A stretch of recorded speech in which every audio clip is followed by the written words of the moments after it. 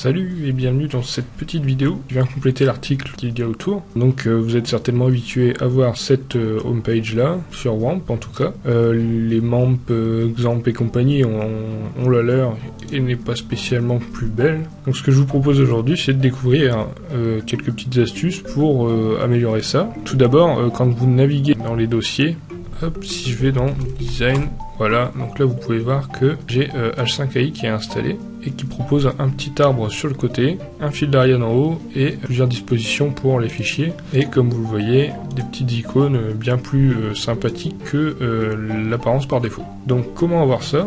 Il suffit d'aller sur le site de H5AI, voilà. Ça se présente tout simplement sous la forme d'un petit zip à télécharger. Je viens de le télécharger, donc voilà, je suis dedans.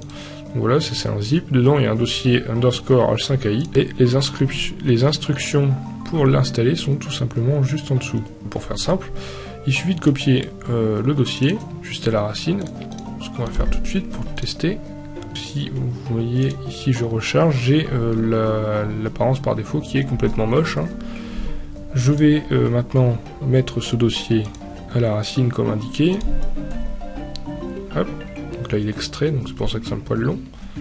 J'ai donc tout ce qu'il faut ici.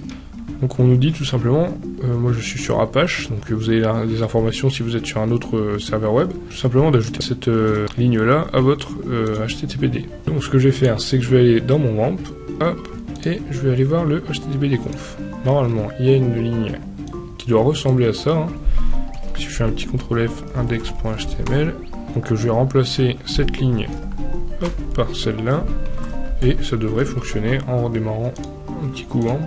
Donc si je retourne dans le dossier où j'étais avant et que je recharge, comme vous pouvez le voir, ça fonctionne très bien. C'est très simple à installer et ça permet d'avoir un truc vraiment plus sympa à utiliser. Ça fonctionne avec du JavaScript pour tout ce qui est interface et c'est vraiment plus sympa. Alors autre chose, c'est la home de WAMP, comme je vous disais tout à l'heure, qui est vraiment pas top. Donc ça c'est celle que j'ai moi-même codée. Donc, comme vous pouvez voir, il y a des petites animations, tout ça c'est sympathique. Donc ça garde toujours le truc par défaut du version française anglaise. Des petits onglets pour accéder à PHPMyAdmin et PHP Info. Ici le offline qui peut passer en online. Si on est dans l'administration, on peut passer le serveur online.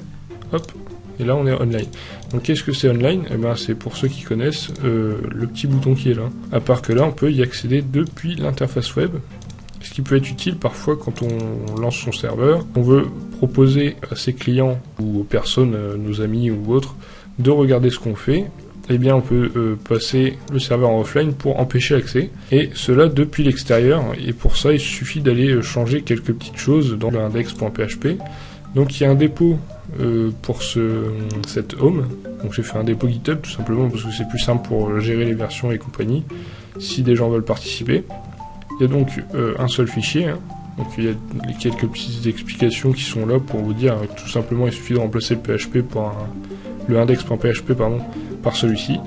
Et donc si on va dedans, vous pourrez voir ici la liste blanche en gros des adresses IP qui sont considérées comme étant des admins.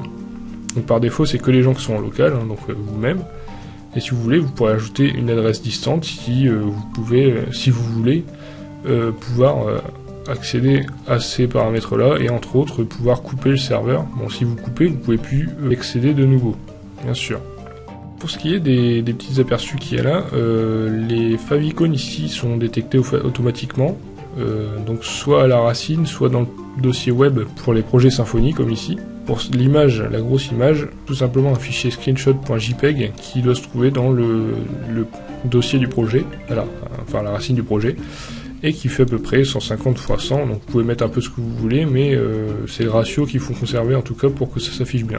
Également, ici par exemple le dossier H5AI, j'aimerais qu'il soit masqué, tout simplement. Donc je vais aller dans mon index, donc vous trouverez ici un tableau tout simplement qui contient les dossiers à ignorer.